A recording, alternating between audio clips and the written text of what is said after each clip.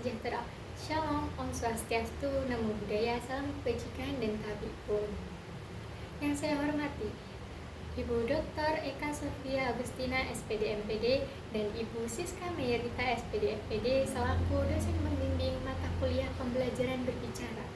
Izin memperkenalkan diri, nama saya Tasya Claudia Putri dengan NPM terakhir 028 dari kelas 1A, Program Studi Pendidikan Bahasa dan Sastra Indonesia. Berdirinya saya di sini akan menyampaikan pidato untuk memenuhi tugas yang telah diberikan. Assalamualaikum warahmatullahi wabarakatuh. Salam sejahtera untuk kita semua. Shalom, Om Swastiastu, Namo Buddhaya, salam kebajikan dan tabipun. Pertama-tama, marilah kita panjatkan puji dan syukur kehadirat Tuhan Yang Maha Esa, karena atas rahmat dan karunia-Nya kita masih diberikan kesehatan dan kesempatan untuk belajar dan berkembang hingga hari ini. Yang terhormat para dosen dan teman-teman sekalian yang saya banggakan, saya berdiri di hadapan kalian pada pagi hari ini bukan untuk sekedar mengisi waktu, bukan untuk bertepuk tangan atas pencapaian-pencapaian yang telah kita raih. Tidak, saya berdiri di sini untuk mengajak kita semua menatap sebuah cermin yang akan menunjukkan bayangan samar-samar dari sebuah krisis yang perlahan tapi pasti menggerogoti identitas kita sebagai seorang terpelajar.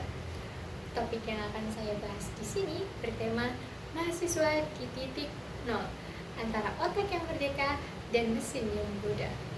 Teman-teman sekalian, kita semua tahu kampus adalah rumah ilmu. Seharusnya kampus adalah karwa candra di muka, laboratorium pemikiran, tempat kita menguji segala dogma dan merumuskan ide-ide besar. Tapi coba kita jujur, apa yang terjadi hari ini? Banyak dari kita yang terlalu pragmatis.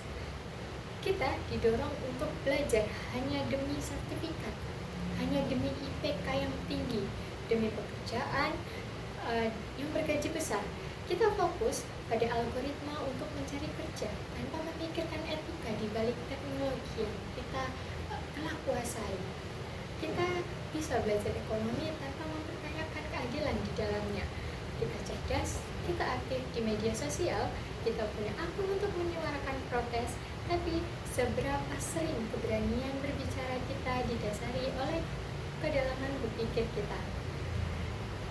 Kita sangat cepat untuk menyimpulkan karena terprovokasi headline yang sedang viral di media sosial.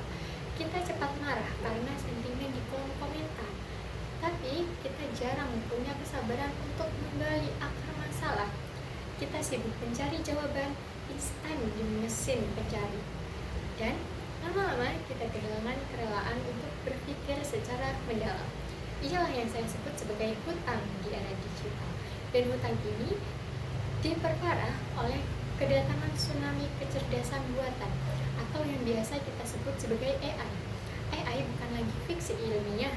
AI sudah ada di jari kita, di aplikasi yang kita pakai setiap hari. AI bisa menulis paper kita, AI bisa membuat ringkasan presentasi kita, bahkan AI bisa memprediksi tren sosial yang sedang terjadi, serta isu-isu yang ada di masyarakat. Pertanyaannya, ketika kita serahkan tugas berpikir kita kepada mesin, apa sebenarnya kegunaan dari otak kita? Apa gunanya kita berkuliah? Kita berisiko melahirkan generasi yang pintar tanpa kebijaksanaan.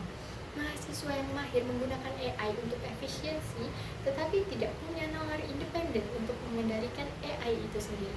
Maka, isu kritis kedua yang harus kita hadapi adalah tantangan etika dan moralitas AI. Siapa yang akan menjaga moralitas di tengah gempuran algoritma AI? Siapa yang akan menjamin AI ini digunakan untuk mengurangi ketimpangan sosial, bukan justru memperburuknya? Mahasiswa itu tidak boleh diam. Mahasiswa adalah penjaga nurani, penjaga akal sehat di tengah kegilaan teknologi.